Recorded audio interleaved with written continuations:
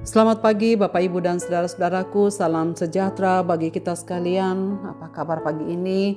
Harapan dan doa saya kita semua sudah bangun dengan sehat, selalu bersemangat dalam anugerah Tuhan kita Yesus Kristus.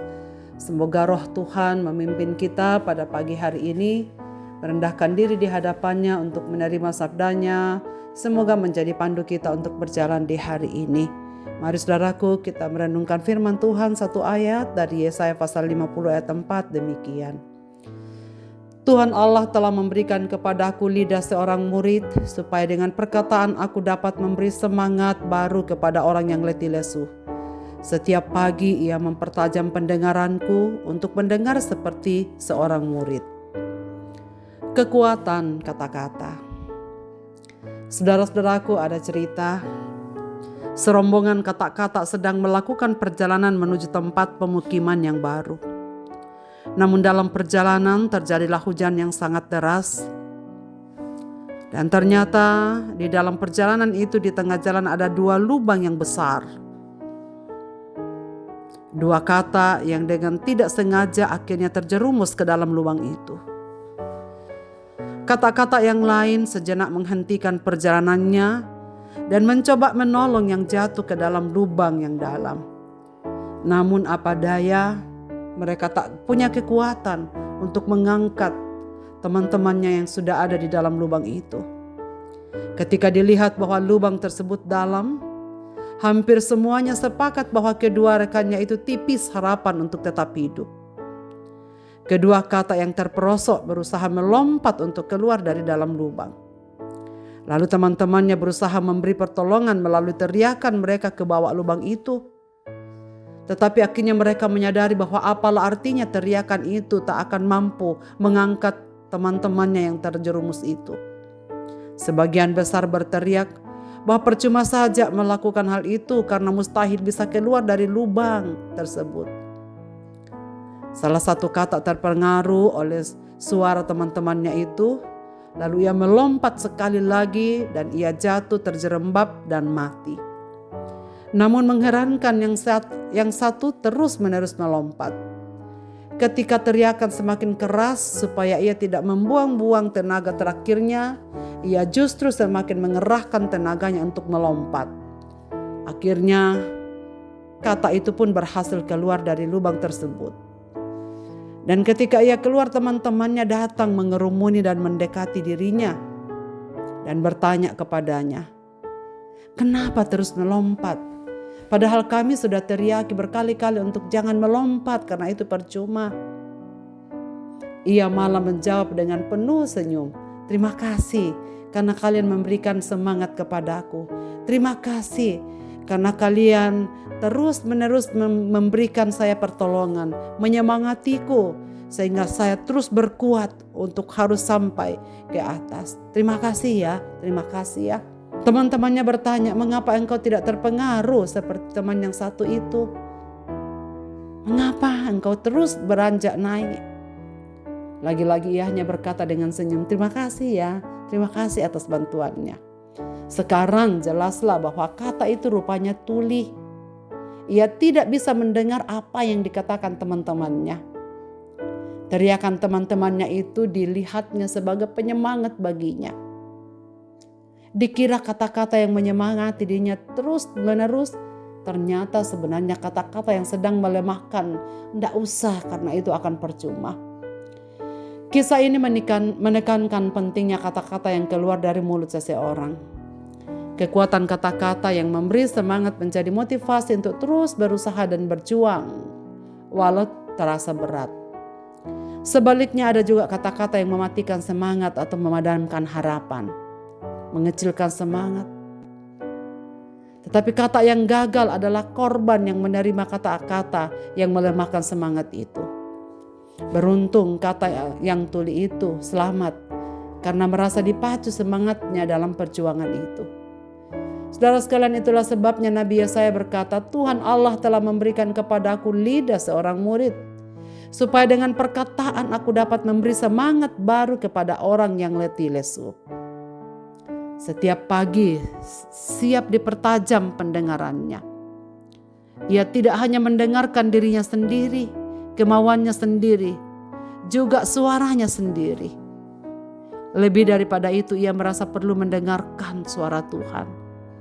Sebagai seorang murid, mendengar perintah, ajaran dan nasihat sang guru. Mendengarkan merupakan sikap kemuridan. Dan pada titik ini, mendengarkan menggandaikan sebuah tindakan aktif, bukanlah sambil lalu. Mendengarkan berarti menyendengkan telinga kepada sesuatu yang dianggap penting. Saudara-saudaraku yang dikasihi Tuhan, mampu menguasai lidah adalah karakter seorang murid. Perkataan seorang murid Tuhan dapat menyegarkan hati yang lesu, memberi semangat orang yang patah hati, dan memberikan gairah hidup bagi orang yang putus asa.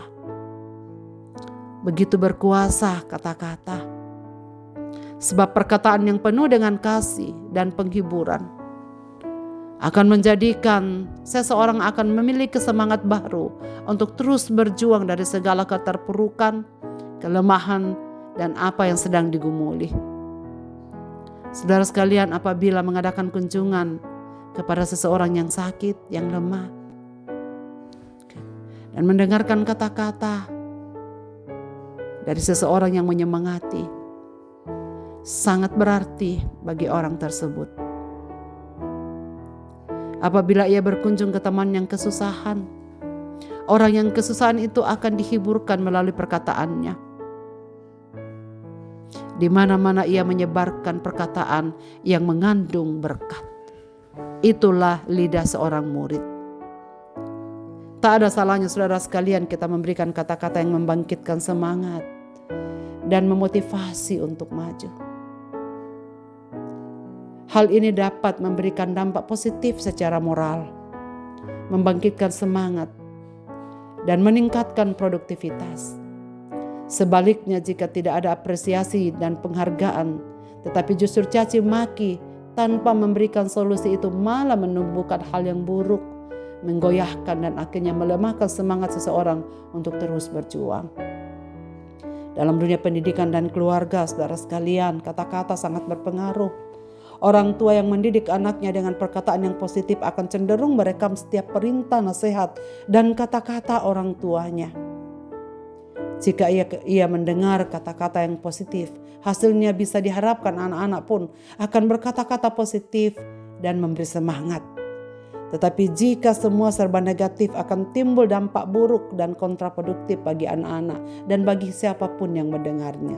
Jadi, berusahalah untuk mengeluarkan kata-kata yang bernada positif, membangkitkan semangat agar tidak memudahkan orang lain mendengarnya menjadi lemah dan putus asa. Kata makian dan cemooh lebih mudah diucapkan. Kata penyemangat dan pendorong jauh memang lebih sulit.